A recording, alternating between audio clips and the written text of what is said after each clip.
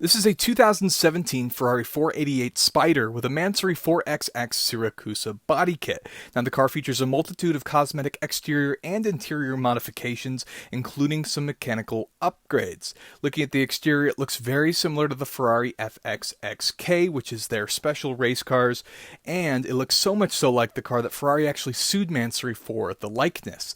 Looking at the exterior of the car, you can see there's lots of carbon add-ons that have even replaced some of the factory pieces. This car is sitting on some 20-inch wheels over the red brake calipers. Even the air ducts on the 488 have been swapped to carbon.